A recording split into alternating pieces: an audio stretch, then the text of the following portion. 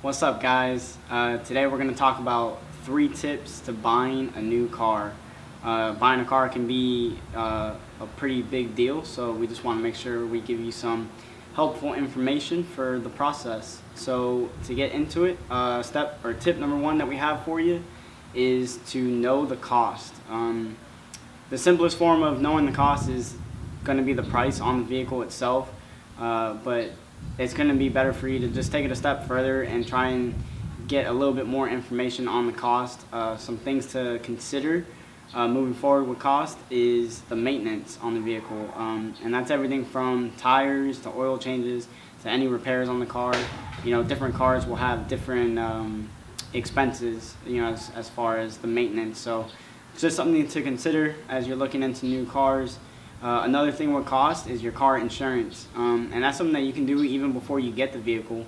You know, just call your insurance. There's a bunch of insurance companies out there. You can kind of shop around, see which one's going to give you the coverage that you're looking for at the best rate, and that's just so that you can kind of get like a full, you know, encompass of what the cost is going to be for you per month, so that you don't get in over your head.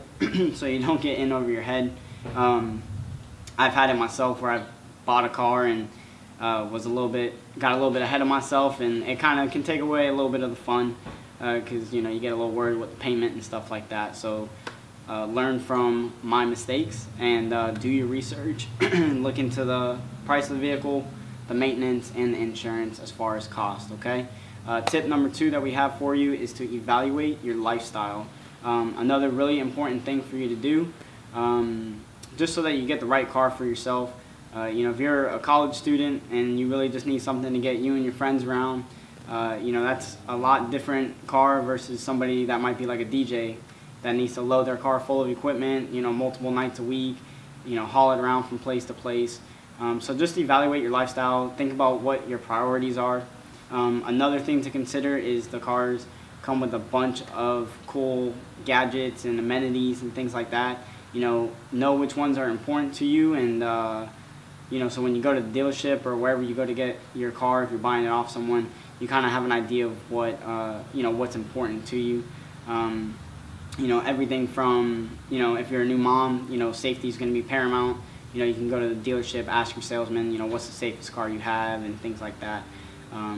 So lifestyle, consider your lifestyle, evaluate it, know what's important, so that moving forward you have the right car. And also think about how long you might have the car for.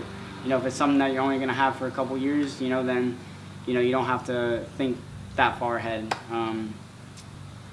Moving on to tip number 3, probably my favorite one is going to be to research and know your options. You can get kind of creative these days with the internet and all of the possibilities that it allows you.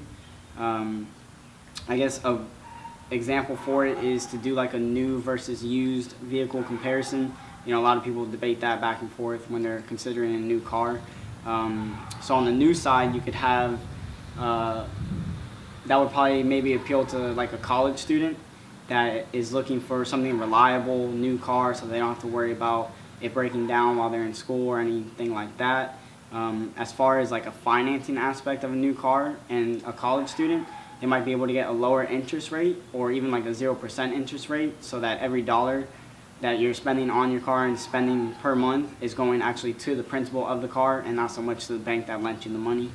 And then on the other side of the coin, you have used cars, and that might appeal maybe to like a real estate agent that's going to use their car. They're going to be in it every day, you know, driving around from house to house, doing, you know, showing a bunch of houses and doing things like that. So they're going to use their car, you know, and so buying a new car may not be of importance to them. And so to take advantage of buying a used car, they could look into a dealership before they even go there and see if there's any like certified pre-owned or whatever the dealership may term it. But that's basically where a dealership will take a car that they have on their lot and they'll back it up saying that it's been inspected and is to their standards.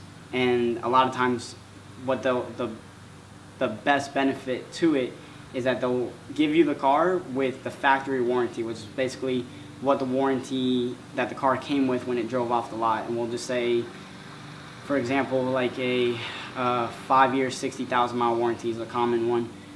So the car, when you buy it used, will come with that factory warranty. As long as it's within those parameters, you'll still have warranty on the car. And then as a benefit of being a certified pre-owned, they'll add to it an additional warranty of like 2 years, unlimited mileage, something like that, which obviously, like I said, would benefit a real estate agent that's in their car using it a whole bunch. And you know, so that's just a comparison between, you know, a new versus used, and just looking at your options and trying to exhaust everything before you actually pull the trigger on something and get into your next car. So that was 3 tips that we have for you. If there's anything that you have to add or that you think would be beneficial to anybody watching this video, just add it in the comments below. Don't forget to subscribe to the channel. We have a lot more videos like this and just a bunch of information. We're really excited about it. Thank you guys for watching. We'll catch you next time.